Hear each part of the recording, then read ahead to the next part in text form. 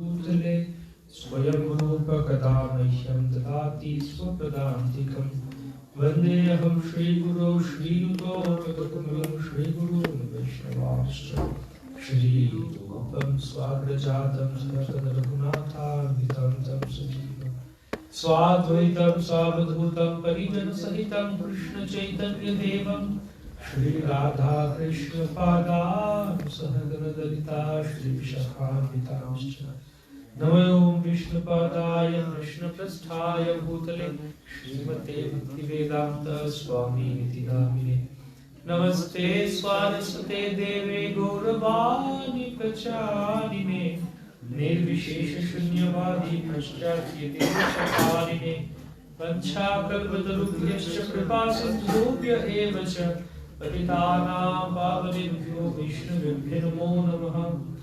श्री कृष्ण चैतन्य प्रभु नित्यानंद श्री अद्वैत गदाधर श्रीवासदि गौरभक्तवृंद।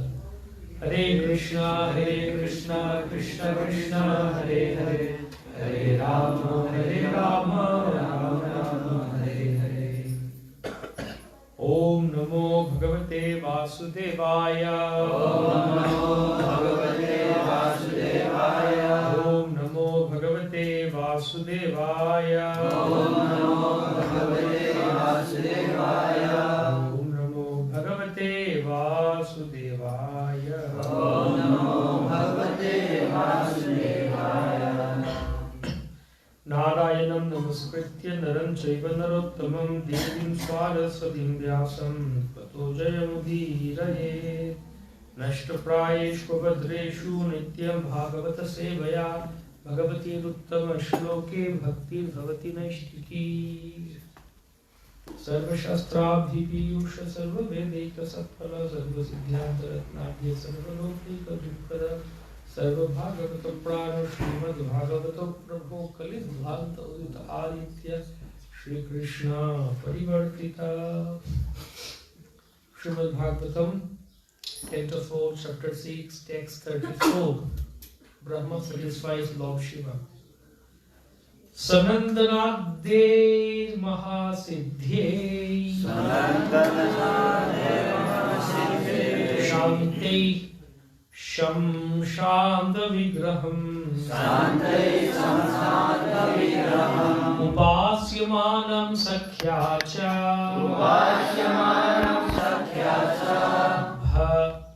भर्त्रा गुह्यकरक्षसां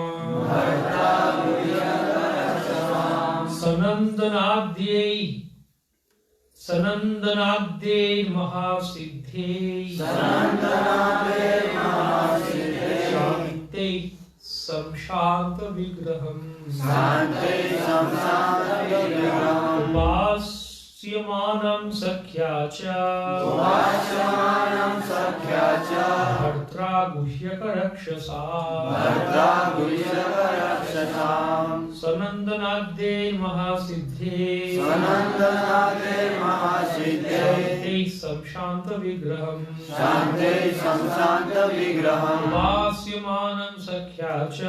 उपास्यमानं सख्या च भर्त्रा गुह्यकरक्षसां सनन्दनाद्यै महासिद्धै शान्तै संशान्त विग्रहम् उपास्यमानं सख्या च भर्त्रा गुह्यकरक्षसां सनन्दनाद्यै महासिद्धै शान्त्यै संशान्त विग्रहम् उपास्यमानं सख्या च भर्त्रा गुह्यकरक्षसां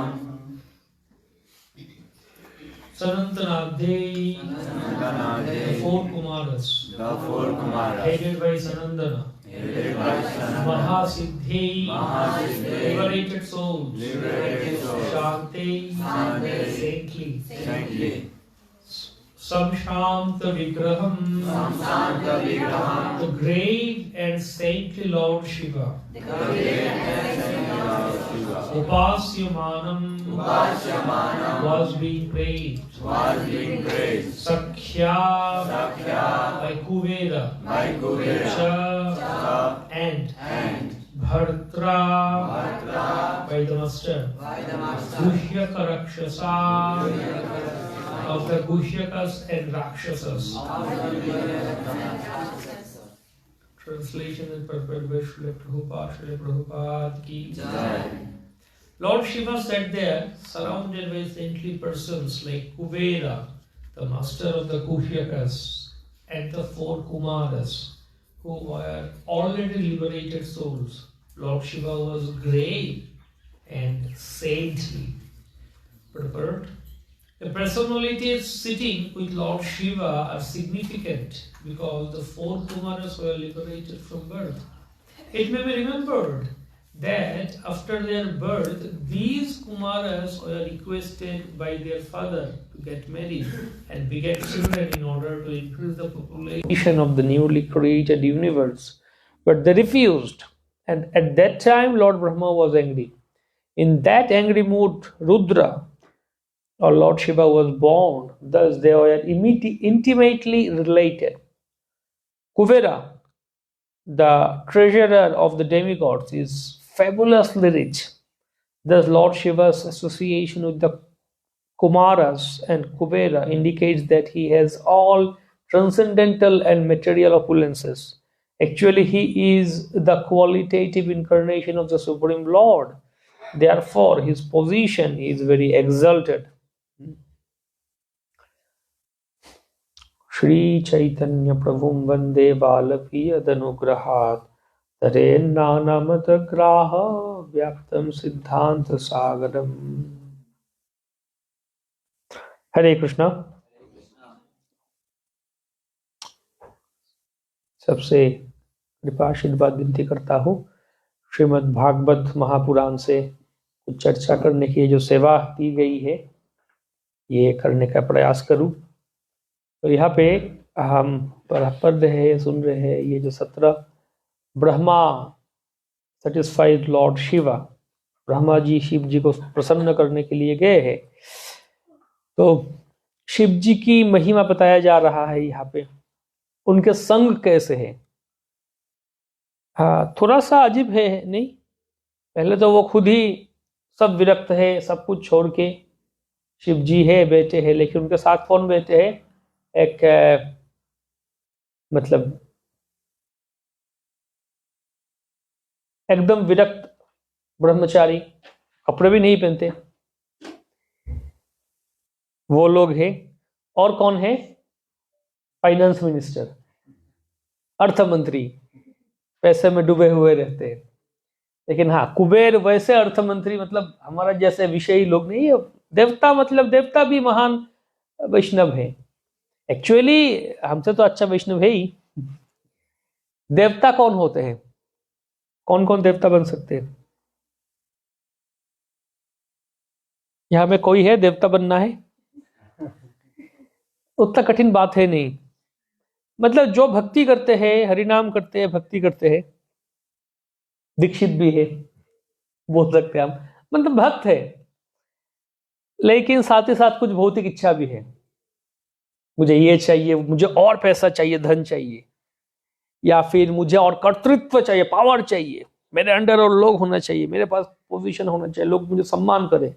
अगर कुछ भौतिक इच्छाएं हैं, भक्त है, भक्ति कर रहे हैं, पूजा कर रहे हैं, हरिनाम कर रहे हैं, लेकिन भौतिक इच्छाएं भी साथ साथ है, तो क्या होता है? तो इनको ही देवता बनाया जाता है। ठीक है कि भगवान के पास ये शुद्ध भक्ति तो नहीं, अगर शुद्ध भक्त है तो भगवान उनके पास बुलाते, वरना कहा जाते प्यूरिफिकेशन जरूरत है। भक्त है लेकिन अभी भी प्यूरिफाई हुए नहीं, तो ठीक है, दूसरा ब्रह्मांड में जाओ या फिर कोई स्वर्गलोक में जाओ, देवता बनो। कुछ जिम्मेदारी दिया गया, तुम वरुण हो, तुम कुबेर हो, तुम ये हो, वो हो। अनंत ब्रह्मांड है भगवान के, कोई भी ब्रह्मांड में बिठा देंगे, ठीक है, एक पोस्ट में बिठा देंगे, ठीक है, तुम देवता बनना, तुम पोजीशन चाहिए था या फिर तुम्हें कुछ क्षमता या फिर धन चाहिए था, तो ठीक है यहाँ बैठ जाओ, ये तुम्हारा पूरा करो इच्छा। और वहां पे और भी देवता लोग भक्त तो है, तो वहां पे जाके भक्ति करते करते करते बढ़ो, आगे बढ़ो। या तो आगे बढ़ो या फिर वहां पे भोग में और फंस जाओ, कोई गारंटी है नहीं। इसलिए देवता बनना उतना बड़ी बात नहीं है। जो भक्त भक्ति कर रहा है,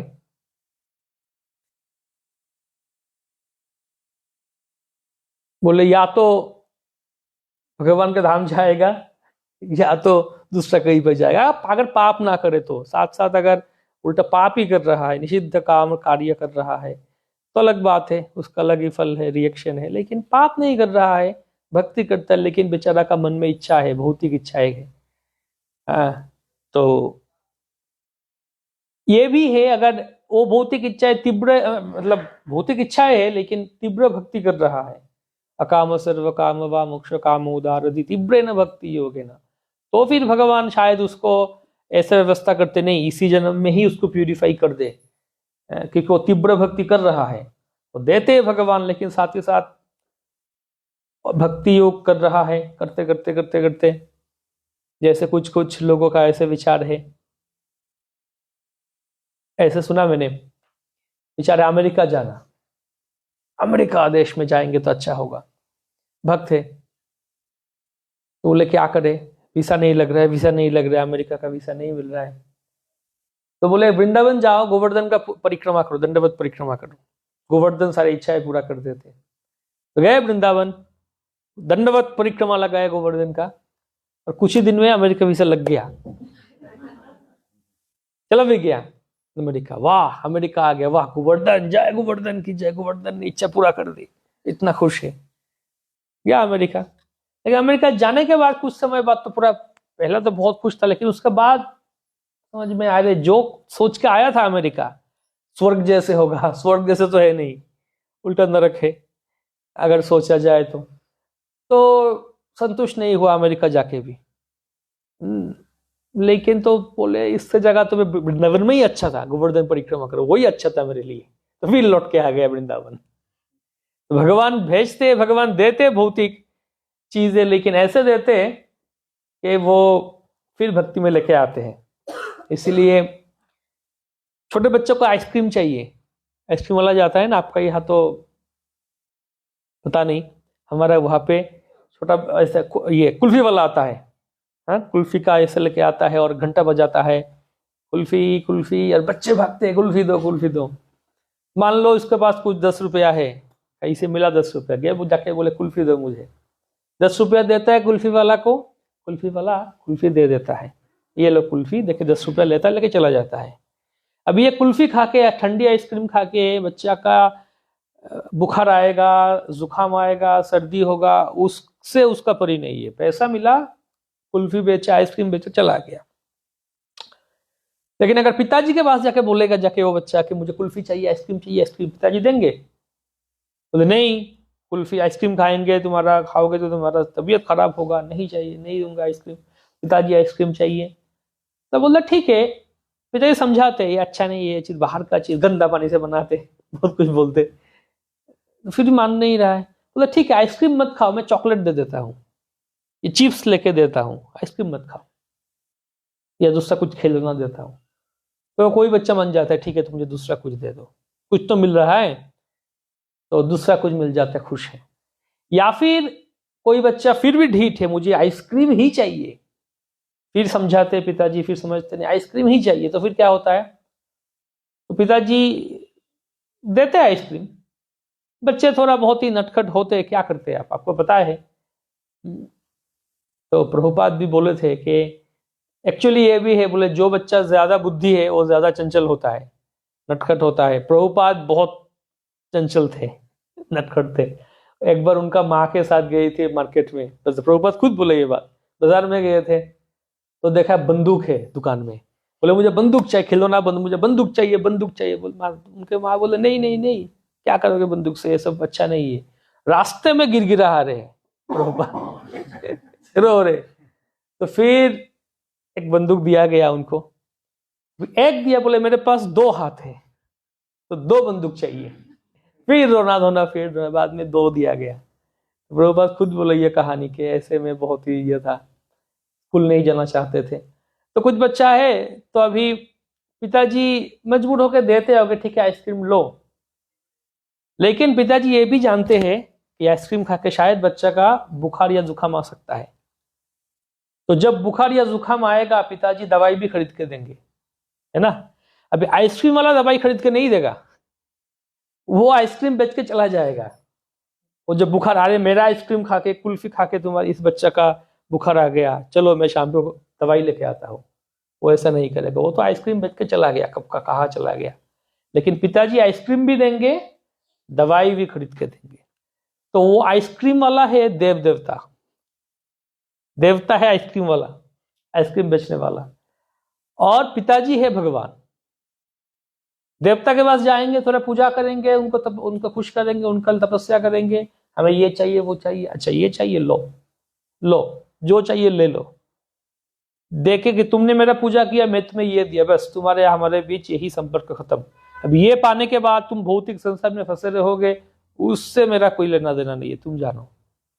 लेकिन पिताजी के पास, भगवान के पास जाएंगे, बोलेंगे भौतिक चीजें चाहिए, पिताजी बोलेंगे नहीं भौतिक चीज क्यों चाहिए, भक्ति करो, बोले नहीं चाहिए यही चाहिए।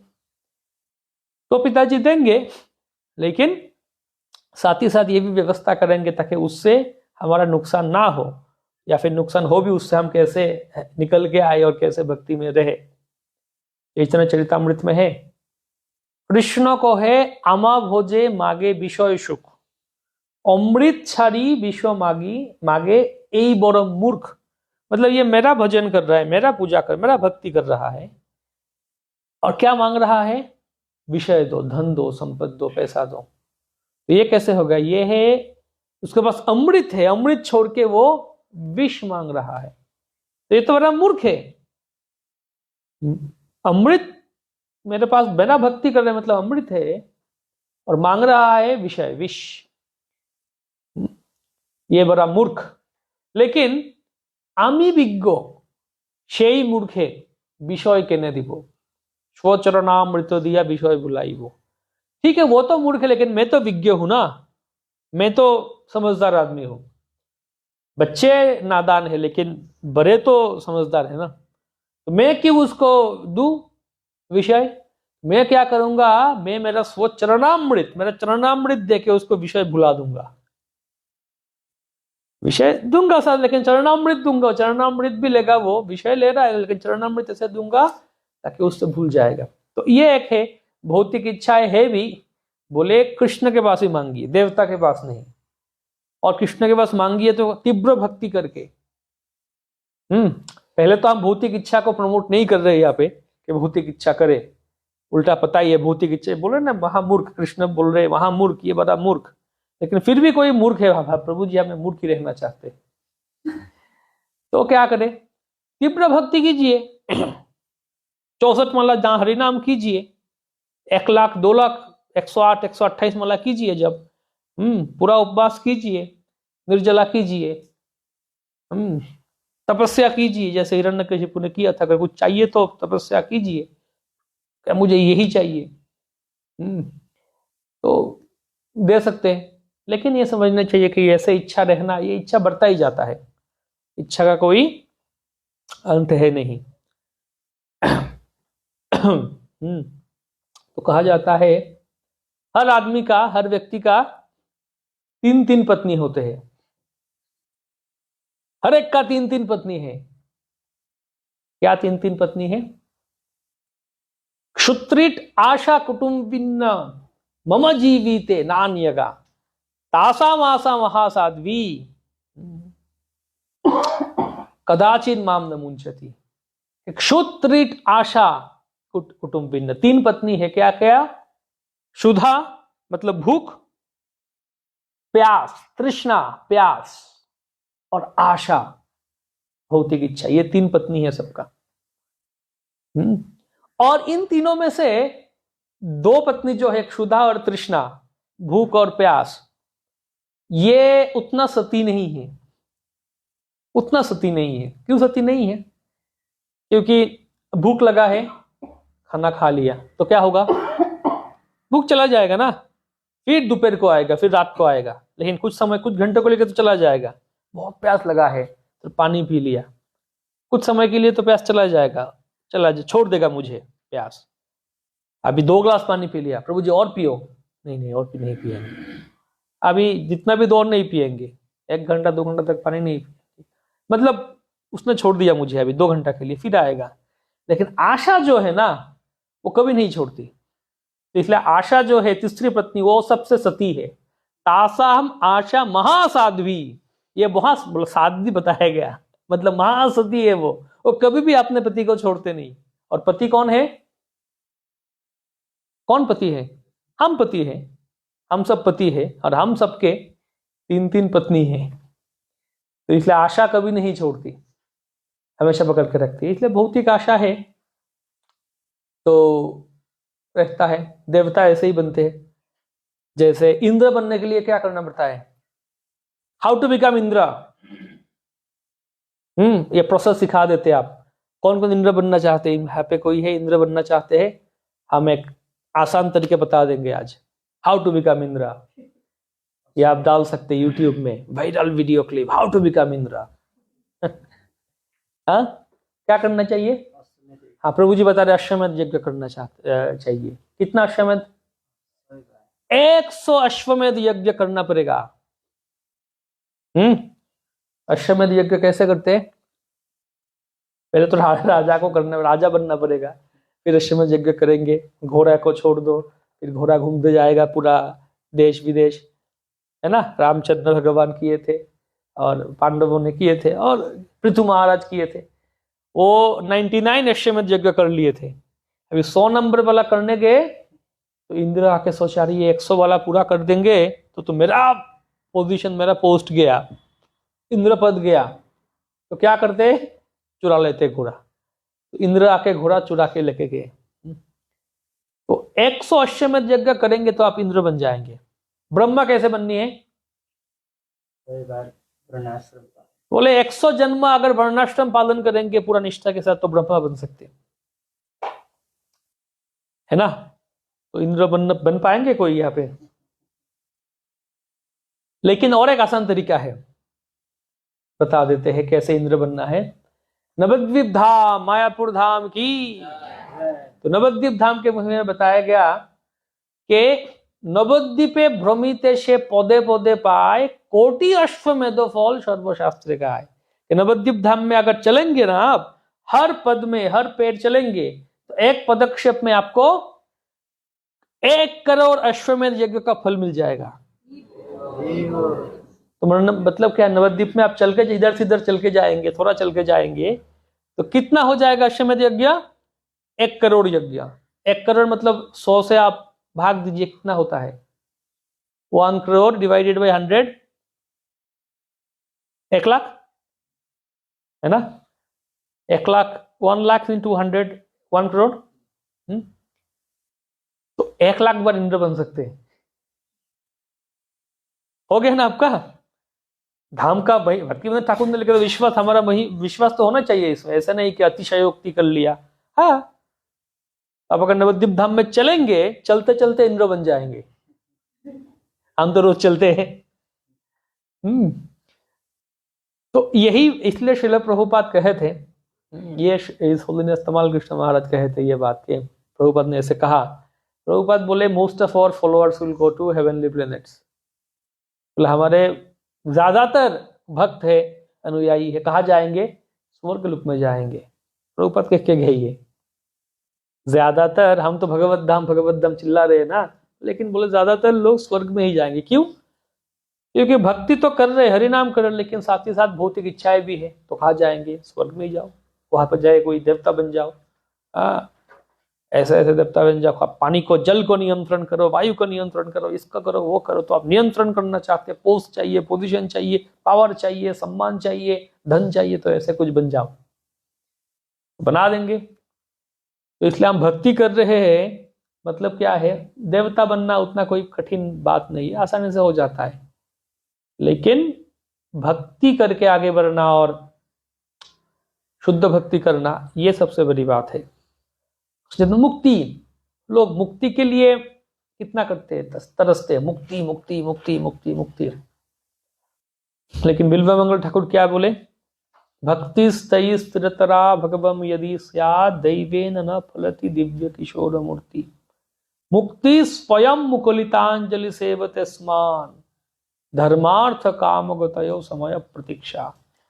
जब मैं भगवान के चरण में निमग्न हो जाता हूँ, भगवान के भक्ति में, और नव नव रस आस्वादन होता है, तो क्या होता है, भगवान के दिव्य किशोर मूर्ति मेरा मानस पट में आ जाता है। और तब क्या होता है, मुक्ति देवी ये हाथ जोड़ करके दरवाजा में खड़े रहते हैं कि कृपया आप हमें स्वीकार कीजिए, हमारा सेवा भी लीजिए। और हमें बोलते नहीं, समय नहीं है अभी।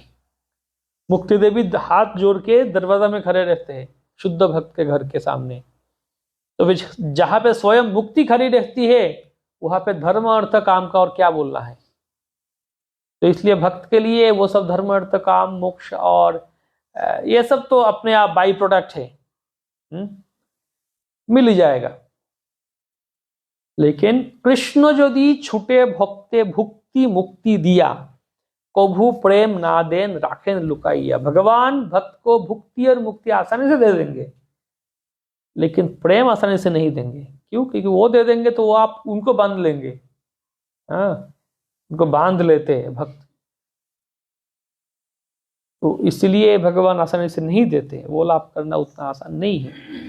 इसलिए क्या बोलते हैं, बहु जन्म करो यदि श्रवण कीर्तन तो भूत ना पाए कृष्ण पदे प्रेमोधन। क्यों नहीं होता है? क्योंकि अपराध रह जाता है, नाम अपराध बोलते हैं हम। नाम अपराध में बाकी अपराध तो ठीक है, चलो छोड़ो, मैं साधु का निंदा नहीं करता हूँ,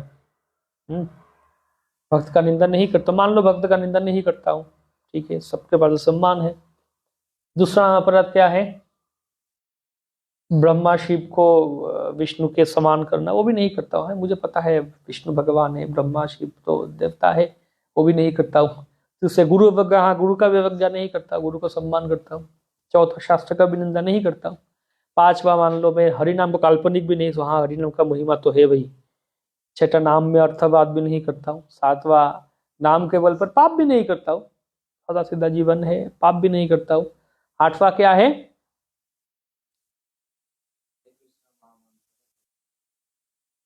वो भी नहीं करता, कर्मकांड नहीं करता मैं। नवा क्या है, मैं तो प्रचार करता ही नहीं। बाकी अश्रद्धा लोगों को बोलना दूर के बात है, हाँ प्रचार ही नहीं करता हूं मैं उस डर से। तो 10वां क्या है, 10वीं,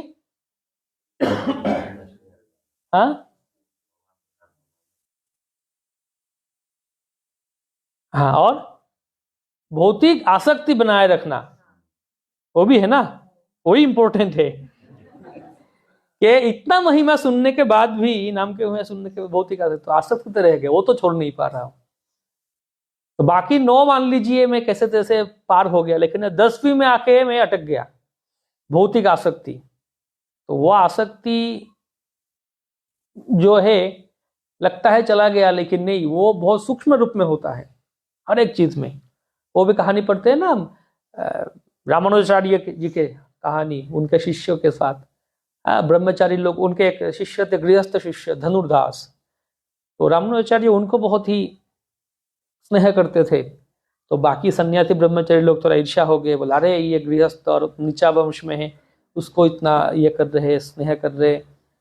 तो उनको समझ में आया रामानुजाचार्य का क्या मतलब उनका हृदय में क्या चल रहा है। तो एक दिन क्या किया, वो उनका जो सब रात को सोए, उनका कौपिन सब छुपा लिया, इधर उधर कर दिया। तो सब लोग उठ के इतना चिल्लाए, मेरा कौपिन कहाँ गया, मेरा कौपिन कहाँ गया, कौपिन कहाँ गया। गुस्सा हो गया सब, भाई झगड़ा शुरू, कौपिन कहाँ गया मेरा, कौपिन लेकर झगड़ा। और बाद में जो भी हो मिला, कहीं पे तो मिला कौपिन।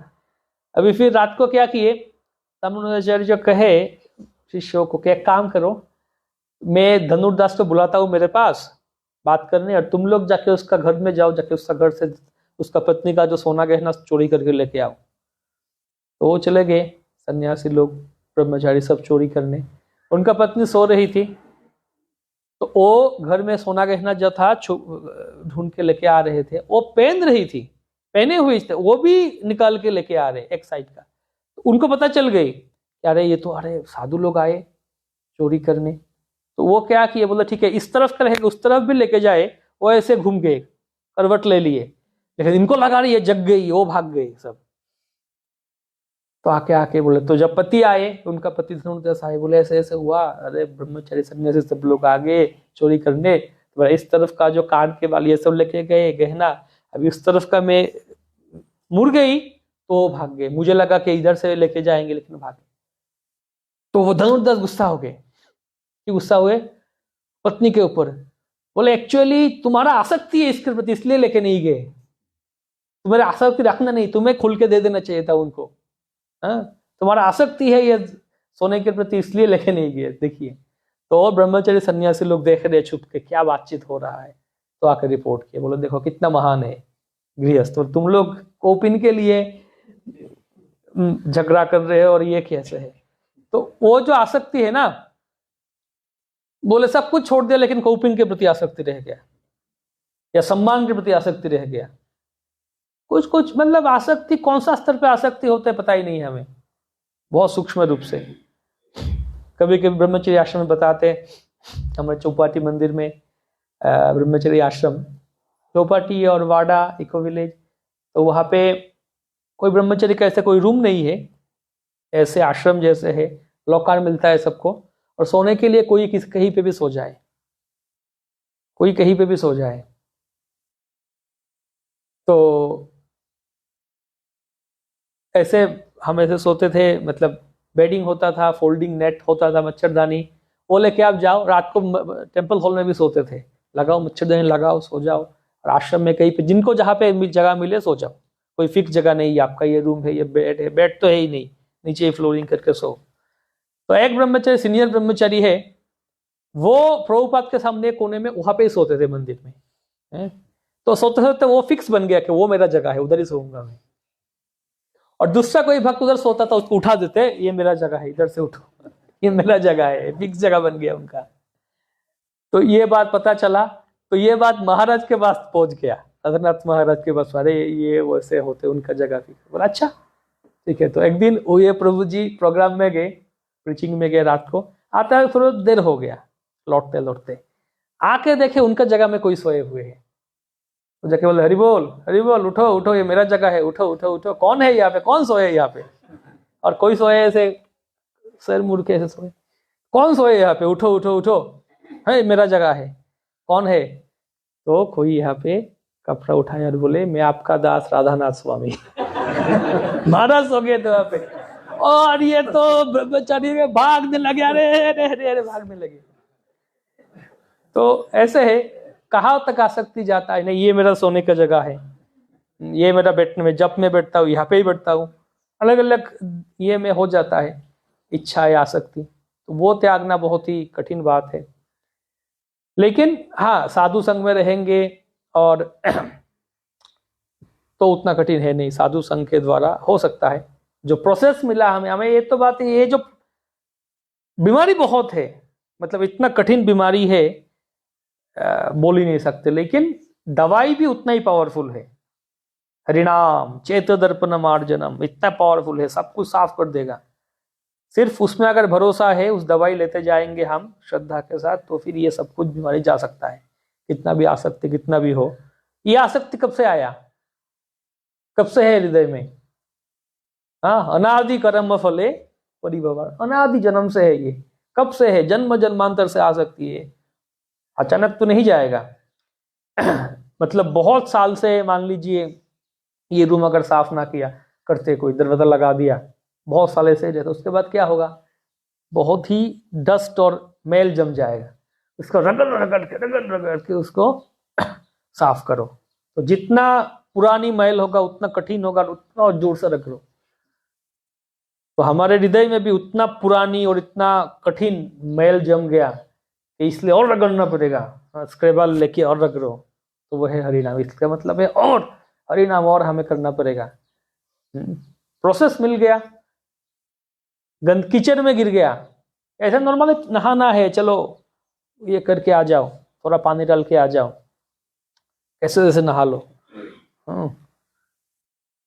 अभी मुझे आना था, तो जो खैर सुबह सुबह गर्म पानी नहीं आ रहा है, ठंडा पानी, तो मैं बहुत देर खड़ा था बाथरूम में, ठंडा पानी गर्म पानी आएगा आएगा आएगा, फिर नहीं आया, फिर ठंडा पानी लिया, उससे ही नहाया, मतलब ज़्यादा नहीं, थोड़ा पानी से ही नहा लिया, थोड़ा पानी डाला नहा लिया करके भाग के आ गया। लेकिन अगर किचन में गिर जाता तो पूरा शरीर, तो फिर शावर छोड़ के आराम, मतलब बस सब कुछ साफ करो। हरिनाम ऐसे करना पड़ेगा हमें। तीव्र न भक्ति योगे ना, तो तीव्र भक्ति, हल्का भक्ति नहीं चलेगा, लघु भक्ति नहीं चलेगा, तीव्र, तीव्र रूप से। परीक्षा में, परीक्षा हुई, परीक्षा के बाद हॉल के बाहर स्टूडेंट्स निकल के आए, तो एक बच्चा, एक लड़का है जो टॉपर है, सबसे अच्छा स्टूडेंट है, उसको पूछा क्या यार कैसे हुआ एग्जाम? मैथ्स एग्जाम था। बोले हाँ 100 में 100 मिलेगा मुझे, अच्छा एग्जाम हुआ, सब लिख के आया, इतना कॉन्फिडेंस है उसका। दूसरा एक स्टूडेंट था, अरे क्या रे कैसे हुआ एग्जाम? अरे मैं तो आंसर किया, 40 मार्क्स का आंसर किया, अभी 35 मिलेगा या नहीं मेरा टेंशन है, डर है, अगर पास मार्क निकल जाए तो मैं, अच्छा पता नहीं, लिख के तो आया तो डर है। अभी एग्जाम रिजल्ट निकला तो जो टॉपर था ना, जो बोला 100 में 100 मिलेगा, वो बैठा हुआ है उदास मायूस बैठा हुआ है। बोले क्या हुआ, कितना मिला? बोले अरे 90 मिला। तो 90 मिला तो उदास क्यों है? बोले मुझे 100 मिलना चाहिए था, 90 क्यों मिला? 10 मार्क्स कहाँ काटा, 10 मार्क्स काट लिया गया, मतलब मुझे अच्छा ही, मैं जाके पूछूंगा टीचर को क्यों 10 मार्क्स काट लिया गया। हाँ ये ऐसा नहीं होना चाहिए, मैं 100 में 100 मिलना चाहिए, खुश नहीं है। और जो स्टूडेंट बैक बेंचर था, पास करेगा या नहीं लेकर टेंशन था, बोले क्या रे, अरे पास कर गया, 35 मिल गया, पास कर गया, चलो सब आज पार्टी करेंगे, मिठाई खाएंगे, मिठाई का दुकान में चलो खाए, खिलाऊंगा मैं मिठाई। तो दोनों ही स्टूडेंट है, दोनों ही पास करके अगले कक्षा में उठ गए ना, उठे, दोनों ही स्टूडेंट है, लेकिन क्या अंतर है, भाव में अंतर देखिए। कोई 100 में 90 मिलके भी वो खुश नहीं है, मुझे और 10 क्यों काटा। कोई 35 मिला, हाँ मैं खुश हूँ, पास कर लिया, खुश हूँ। तो भक्ति में भी ऐसे, कोई 100 में 100 पाना चाहते हैं भक्ति में, और कोई बोलते नहीं प्रभु जी मैं तो 35 पा लिया, पास कर लिया, उतना ही मैं ही खुश हूँ, जितना बोला गया कैसे तैसे खींच तान के मैं कुछ कर लिया, पूरा कर लिया, मला थोड़ा कर लिया, थोड़ा ये कर लिया, मैं खुश हूँ।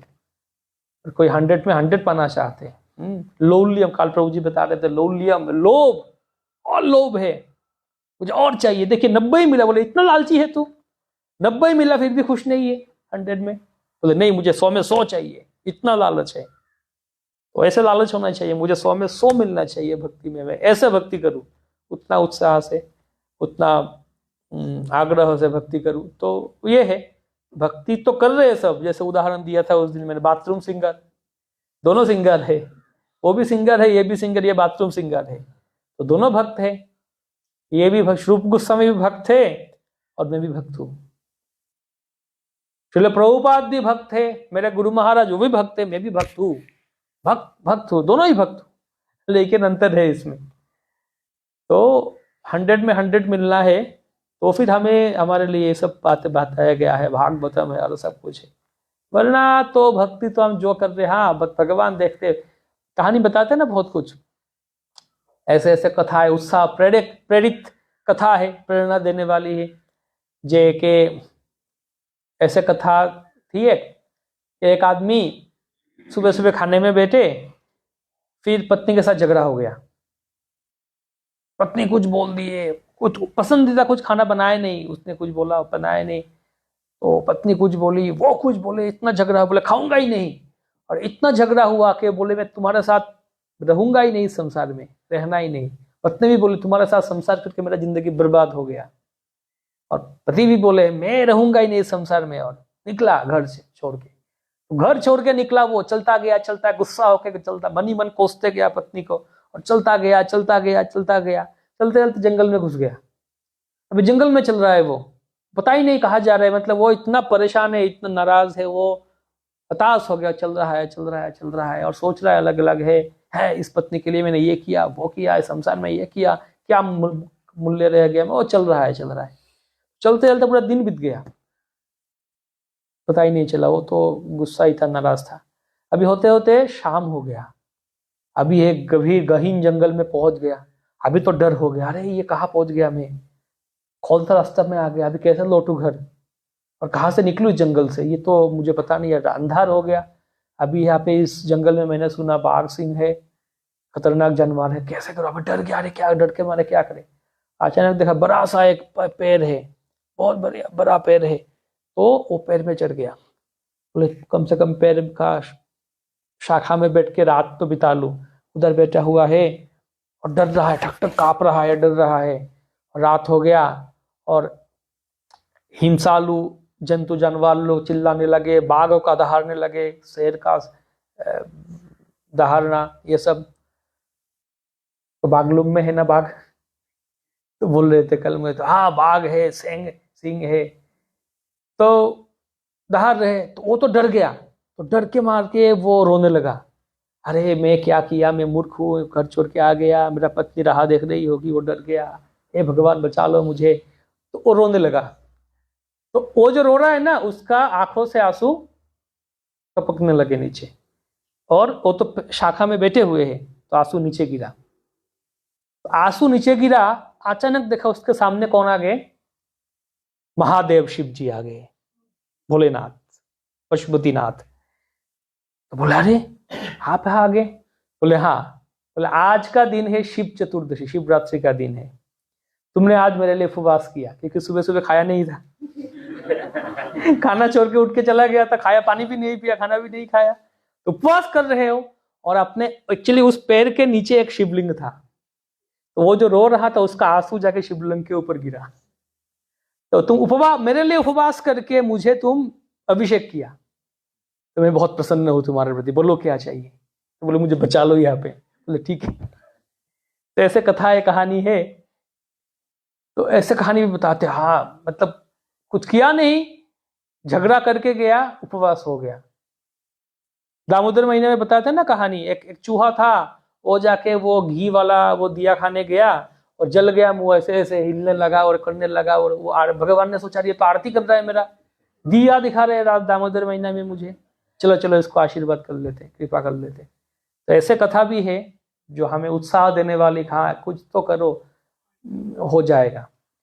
तो उतना तो कर ही रहे ना हम, दिया तो दिखा रहे। वो चूहा ने ऐसे ही दिखाया था, दिखा भी नहीं था, वो मर रहा था, लेकिन हम तो दिखा रहे भगवान को, पुरुषोत्तम महीना आ रहा है, दिखाएंगे, इतना दिया दिखाएंगे, तो उतना तो भक्ति कर ही रहे हम, है ना। लेकिन मन में आशाएं है, भौतिक इच्छाएं हैं, तो इच्छाएं हैं तो क्या करे, या तो उसको शुद्ध करे हृदय को, या फिर ऐसे ही चलता जाएगा। तो लेकिन ऐसे बता दिया गया कि जब तक हृदय में इच्छा है, भुक्ति मुक्ति स्पृहा यावत पिशाची हृदि वर्तते तावत भक्ति सुखस्यात्र कथम अभ्युदयो भवे। जब तक हृदय में भुक्ति और मुक्ति, ये दो पिशाची, जो चुड़ैल पिशाची राक्षसी हृदय में वास कर रही है, भुक्ति और मुक्ति, तब तक भक्ति देवी कैसे आएंगे वहां पे?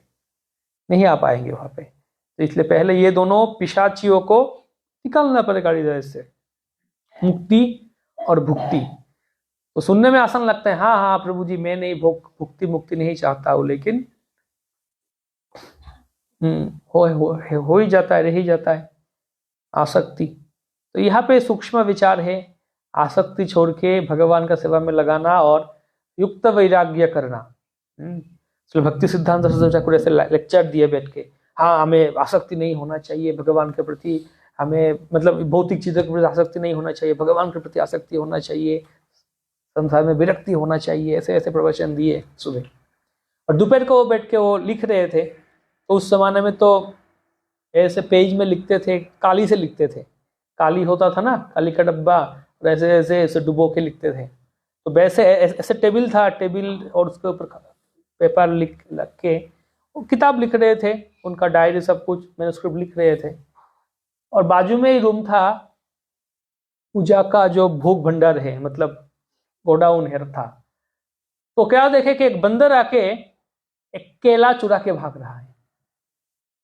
तो सरस्वती ठाकुर, उनका लाठी भी था ना, साथ में छड़ी भी था, वो बोला अरे पकड़ो पकड़ो पकड़ो, बोले ऐसे छलांग लगाए सरस्वती ठाकुर, उनका छड़ी लेके वो छलांग लगा के बंदर के पीछे भागने लगे।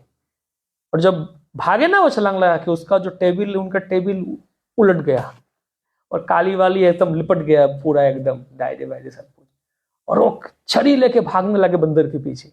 एक केला लेके गया, वो लौट के आए, वो पता नहीं वो केला लेके आप आए थे या नहीं, शायद लेके आप आए होंगे या फिर नहीं, तो लौट के आए फिर, तो उनका जो शिष्य था वो देखा, तो वो पूछा कि गुरु महाराज एक प्रश्न है। बोले क्या प्रश्न? बोले हम ये कैसे समझे? बोले क्या? बोले आज आप सुबह सुबह प्रवचन दिए हैं कि आसक्ति नहीं होना चाहिए भौतिक चीजों में, और आप ये केले के पीछे भाग रहे हैं छड़ी लेके, और वो भागते गए और आपका पूरा एक जो किताब उताब सब कुछ काली से खराब हो गया, आपका जो बुक है, नोटबुक है, डायरी सब कुछ। तो तब वो बोले ये केला मेरा नहीं थे, राधा रानी की केला थी। ये केला श्रीमती राधा रानी का संपत्ति है जो कृष्ण का सेवा में लगाना चाहती थी, तो इसलिए श्रीमती राधा रानी का संपत्ति को संरक्षण करना ये हमारा जिम्मेदारी है। तो ये युक्त वैराग्य है, अनासक्त। लेकिन पॉइंट है, ये युक्त वैराग्य शब्द को हम बहुत ज्यादा ही एक्सप्लॉइट कर लेते हैं, युक्त वैराग्य का नाम पे कुछ भी कर लेते हैं। तो पहले वैराग्य, उसके बाद युक्त वैराग्य। अगर पहले ही वैराग्य नहीं है तो युक्त वैराग्य क्या करेंगे? युक्त वैराग्य का नाम पे धोखा हो जाएगा हमारे साथ, युक्त भोग हो जाएगा, वैराग्य नहीं। तो ये है यहाँ पे जो देख रहे हैं संग, उनका संग ऐसे है, तो जो भौतिक संग भी है, आध्यात्मिक संग भी है, दोनों है। शिव जी के साथ कुबेर भी है और चार कुमार भी हैं। तो बताया जा रहा है यहाँ पे, वो his Lord Shiva's association with the Kumaras and the Kubaras indicates that he has all transcendental and material opulence। मतलब भौतिक संपत्ति भी है, आध्यात्मिक संपत्ति भी है, दोनों है उनके साथ। तो है, तो खैर हम फिर ऐसे ना सोच बैठे कि भैया हम भी ऐसे संग करेंगे, मंदिर में साधु का, भक्तों का, ब्रह्मचारियों का संग करेंगे और बाहर जाके ऐसे कुछ दोस्त बनाएंगे जो बहुत पैसा वाला हो।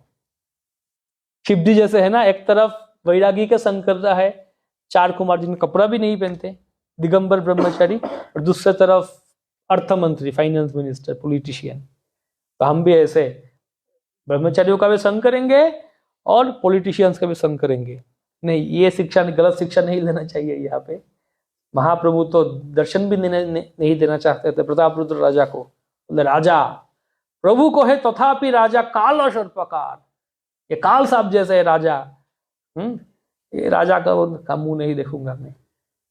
संग ऐसे है, संग, इसलिए साधु संग में रहना चाहिए, दुर्जन का संग में नहीं रहना चाहिए। और एक श्लोक बताए कि क्या था, दुर्जनेन समो सख्यम, मैं हाल ही में ये वो याद कर रहा था, दुर्जनेन समो सख्यम प्रीतिम चापी न कारयेत, उष्णो ज्वलते चांगारम शीत कृष्णायते करम। क्या है कि दुर्जन का संग कैसे है, वो अंगार, अंगार पता है ना क्या है, कोयला, कोयला होता है ना, तो दुर्जन का संग कोयला जैसे है। वो अगर गर्म कोयला है तो हाथ को जला देगा, अगर ठंडी कोयला है तो हाथ को काला कर देगा, तो नुकसान होना ही होना है। अगर ठंडी भी हो हाथ फिर भी काला हो जाएगा। तो दुर्जन का संग नहीं करना है। तो अभी कोई कह सकते नहीं ये आदमी मेरा दोस्त है, हाँ ये इसको इसके बारे में बदनाम है, लोग बोलते ये ऐसा करते वो ऐसा करते, हाँ वो बाकी लोगों के साथ कर, लेकिन मेरे साथ तो अच्छा है, मेरे साथ अच्छा व्यवहार करता है। इसने चीटिंग किया लोगों को, ऐसे बाकी वो किया, मेरे साथ अच्छा है। नहीं, इसके साथ अगर हम रहेंगे तो हमारे अंदर भी वो दुर्गुण आ जाएगा। तो इसलिए ये एक विषय है, सोचना है कभी भी दुर्जन का संग ना करे, साधु का संग करे। तो शिव जी का संग के बारे में बताया जा रहा है तात्पर्य में। हरे कृष्ण। शिव जी की जय, चार कुमार कुबेर जी की, प्रभुपाद श्रीमद् भागवत महापुराण की जय, समवेत भक्त वृंद की गौर प्रेमानंद।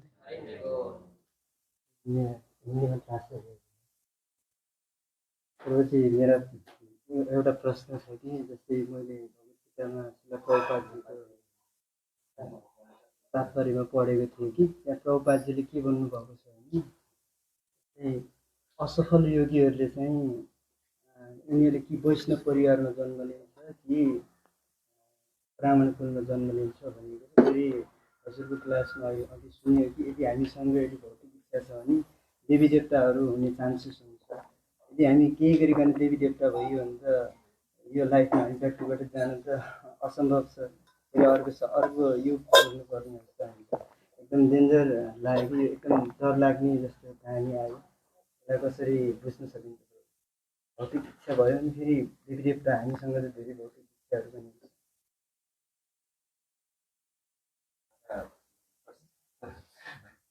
प्रश्न ऐसा है प्रभु, आपने प्रवचन में बोले थे कि पास भौतिक इच्छाएं देवता बनते हैं, आपने कहा था। और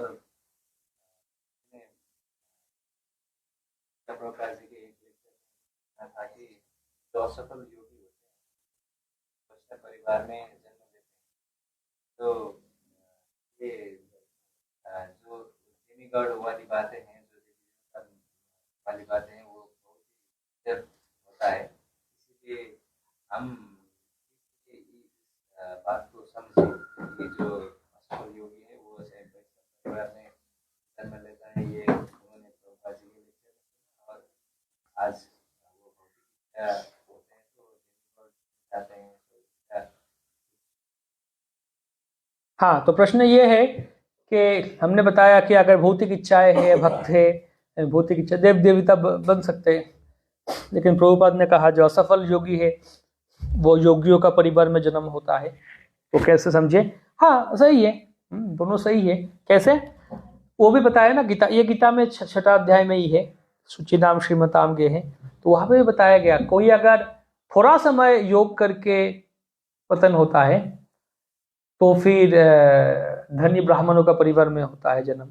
और अगर बहुत समय या फिर योग में और बहुत आगे बढ़ के पतन होता है तो फिर योगियों का परिवार में होता है। तो इसका मतलब इसमें कंडीशन है, वो डिपेंड करता है कितना, तो कितना इच्छा स्ट्रांग है। अगर मान लीजिए भक्ति कर रहे हैं लेकिन बहुत इच्छा स्ट्रांग है, मुझे नेता बनना है, मुझे लीडर बनना है, मुझे पावर चाहिए, पोजीशन चाहिए, तो उसके लिए तो वैसे जगह पे भेजना पड़ेगा ना। हाँ, पोजीशन पावर चाहिए, इतना कुछ करना चाहता हूँ, मुझे एक क्षमता चाहिए, ठीक है चलो उधर चले जाओ, स्वर्ग में जाओ या कहीं भी जाओ। बीच में क्या होता है? ठीक है, तो स्वर्ग में जाके इतना साल तुम राज करो या देवता बनकर, उसके बाद फिर आके योगी के परिवार में जन्म होगा या फिर धनी परिवार में जन्म होगा। बीच में जो गैप है कहीं पे भी हो सकता है। तो यहाँ पे गीता में जो कहा गया योगियों के योग के बारे में बता रहे हैं ना भगवान 6वां अध्याय में, योग, योगी, योग मार्ग। योग मार्ग में ऐसे कि योगारूढ़ा या फिर योग का और आगे बढ़ के मतलब एडवांस्ड स्टेज में पतन हुआ तो फिर योगियों का घर में जन्म हुआ। अगर बिगिनिंग स्टेज में पतन हुआ, हो सकता है धनी का घर में जन्म हुआ। तो भक्तों के लिए भी ऐसे, अगर भक्ति में एडवांस स्टेज में पतन हुआ तो फिर बहुत बड़ा अच्छा भक्त का परिवार में जन्म होगा। और अगर शुरुआत में पतन हुआ तो फिर हो सकता है ऐसे ही कोई श्रद्धालु हो या थोड़ा भक्त, उनका परिवार में जन्म होगा। डिपेंड करता है किनका कितना क्या है, मतलब सब कुछ एक कॉम्बिनेशन जो है ना, एकदम परफेक्ट सिस्टम बनाया गया। आप जैसे करेंगे वैसे मिलेगा। तो इसीलिए ये है, हम जितना चाहे कर ले भक्ति, जितना चाहे भक्ति कर ले, कि बाद का पता नहीं, भविष्य में क्या होगा पता नहीं। कथा बताता हूँ, ये पहले भी बताया था, मैं बहुत जगह बताता हूँ। मैं, मेरे गुरुदेव श्री श्रीमद जयपति गोस्वामी गुरु महाराज, उनके एक कथा है। वो बताते हैं कि बताए थे एक बार, एक्चुअली उनका जो स्ट्रोक हुआ 2008 में स्ट्रोक हुआ था, उसके एक दिन पहले बताए थे। वो जीबीसी मीटिंग चल रहा था जुहू में, मुंबई में। तो चौपाटी मंदिर में गए, इस्कॉन चौपाटी में यूथ क्लास था, प्रेरणा। तो वहाँ पे वो बता रहे थे उनका जीवन का कथा, कैसे कैसे आए भक्ति में। तो बता रहे थे वो कि बचपन में वो जब अमेरिका में थे, स्कूल में पढ़ाई करते थे, तब ऐसे होता था, कुछ कंपटीशन वगैरह होता था, तो उसमें कोई जो जीतता था उसको कुछ कूपन दिया जाता था। ये कूपन लो और कूपन लेके आप कोई मॉल में जा सकते हो, मॉल में दिखाओ, या फिर कोई सुपर शॉप हो, बड़ा बड़ा मार्ट हो, वहाँ गया, वो दिखाया कूपन, तो वो लोग आपको एक बास्केट देंगे और 30 सेकंड समय देंगे। तो 30 सेकंड समय के अंदर आप जो भी चीजें उस बास्केट के अंदर डाल सकते हो वो आपका हो गया। तो जो उठा सकते हो आपका, जो टच करेंगे वो आपका। तो गुरु महाराज बोले हम लोग इतना जोर से भागते थे, भागो भागो, क्या ले सकते हो, जो ले सकते हो लो लो लो लो लो, मतलब जो ले लोगे वो मेरा हो गया। तो तब गुरु महाराज बोले कि जीवन भी ऐसे ही है। बोले वहां पे तो 30 सेकंड समय था, यहाँ पे 30 सेकंड है या नहीं पता नहीं। तो बोले इसलिए मैं अभी भाग रहा हूं, इस देश से उस देश, इस जगह से उस जगह। क्यों? और प्रचार करूं। क्यों? क्योंकि प्रभुपाद का कृपा और मैं ले पाऊं, और भक्तों का कृपा, भगवान का कृपा और ले पाऊं। भविष्य में क्या होगा पता नहीं, और कितना कृपा में एक बार वो कृपा मर्सी जब मेरा बास्केट में डालूंगा वो मेरा हो जाएगा। तो ये गुरु महाराज एक दिन पहले बोले, अगले दिन उनका स्ट्रोक हुआ। और अभी तो हाँ स्ट्रोक हुआ, लेकिन उस समय जो सिचुएशन था गुरु महाराज के, बहुत ही खतरनाक सिचुएशन था। और तो सब लोग चौपाटी मंदिर में बता रहे थे कि डिवोटी से याद करके रो रहे थे, कल ही उन्होंने क्लास में ऐसे बोला और आज ही उनका। बोले पता नहीं भविष्य में जीवन में क्या होगा, तो इसलिए मैं भाग रहा हूँ, जितना हो सके लो। तो यही है पॉइंट के भविष्य का पता नहीं हमें। अभी हमें जो आज का दिन, आज कौन सा तारीख है? 11 तारीख है ना। आज 11 मई 2026, आज का दिन मुझे जो मौका मिल रहा है कि बोला प्रभु जी ने साफ कर दो, या ये कर दो, या फिर प्रभुपाद को एक पुष्प देना, या फिर दर्शन करना, या फिर प्रसाद लेना, या हरिनाम करना, जो मौका आज मिल रहा है ये इटर्नल है। न में भक्त्या प्रणश्यति, भक्त का भी विनाश नहीं, भक्ति का भी विनाश नहीं। तो भक्ति अभी अक्षय तृतीया गए थे ना, पिछले महीने अक्षय तृतीया था। सब लोग बोले अरे अक्षय तृतीया प्रभु जी, आज का दिन अक्षय, आज का दिन जो करेंगे वो अक्षय है, वो मतलब क्षय नहीं होगा, इटर्नल हो गया। हाँ वो है, लेकिन भक्तों के लिए हर रोज अक्षय तृतीया, 365 दिन ही अक्षय तृतीया। मतलब आप हर रोज, आज भी एक 11 में, आज अक्षय तृतीया नहीं है, लेकिन आज भी अगर आप कुछ भक्ति करेंगे, हरिनाम करेंगे, वो अक्षय है। मतलब भक्ति का फल कभी क्षय होता नहीं। आप पाप भी करेंगे फिर भी भक्ति का क्षय नहीं होता। हाँ, अपराध करेंगे तो क्या होता है, वो अकाउंट फ्रीज हो जाता है। कभी कभी होता है बैंक पे अकाउंट फ्रीज हो गया, फिर जाइए KYC कीजिए, आपका सब कुछ दीजिए, आता पता दीजिए, फिर जाके वो चालू होगा। तो अकाउंट फ्रीज हो सकता है। अपराध करते हैं, मान लीजिए लॉकर है, लॉकर में सिंदूक में बहुत सारा धन संपद है, आपने रखा, तो अपराध किया, वो उसका चाबी हो गया। फिर चाबी अल्लाह को बुलाओ, वो आएगा, आज नहीं कल आए। बोले नहीं मेरा बेटी का शादी है, उधर है, गांव में चला गया, 1 हफ्ता बाद आएगा, वेट करो। 1 हफ्ता 2 हफ्ता बाद वो आएगा, फिर आके चाबी बना के देगा, फिर तिजोरी खोल के धन ले पाएंगे। तो वैसे अपराध किया, हो सकता है 100 जन्म के लिए पीछे चला गया, वो भक्ति का जो अकाउंट है वो बंद हो गया, फ्रीज हो गया। लेकिन फिर 100 जन्म बाद या जितना भी जन्म हो उसके बाद फिर आके वो अकाउंट खुलेगा, फिर से उधर से हम वो जो तिजोरी खोल के वही धन ले रहेगा। तो आज जितना भक्ति कर रहे हैं हम, वो शाश्वत रहेगा, अक्षय रहेगा। तो इसलिए हमें पता नहीं भविष्य में क्या होगा, हम भक्ति में रहेंगे भी या नहीं, क्योंकि जीवात्मा है, तटस्थ है ना, और इच्छा है, स्वतंत्र इच्छा है, कभी भी कुछ भी हो सकता है। आज यहाँ है कल वहाँ नहीं है, हो सकता है। आज भक्ति में कल नहीं है, तो भविष्य में क्या होगा पता नहीं। लेकिन आज का दिन जो मौका मिल रहा है, सेवा करे, भक्ति करे, उसका हम ले ले। भविष्य में भगवान कहाँ पे जन्म देंगे, योगी हो या फिर भक्त हो या नहीं भक्त हो, या कीड़े मकोड़े। इसलिए भक्तिविनोद ठाकुर क्यों बोले के मानस देहो गेहो जो किछु मोर, और पिलु तुआ पुदे जन्म, क्या नंदो किशोर, कीट जन्म हो जथा तुआ दास। जहां पे आपका भक्त हो, कीट जन्म दे दो, और अगर जन्म देना ही है मुझे, आप कीट जन्म दे दो, लेकिन अभक्त जन्म मत दो। तो बोल रहे हाँ, जन्म लेने में कोई डर है नहीं। कहाँ पे भविष्य में क्या होगा हम डरते नहीं, सिर्फ यही डरते कि भक्ति छोड़ के ना हो। श्री राधा मदन गोपाल गौर निताई जगन्नाथ महारानी की, श्री प्रभुपाद की, गौर प्रेमानंदे हरि हरे कृष्ण।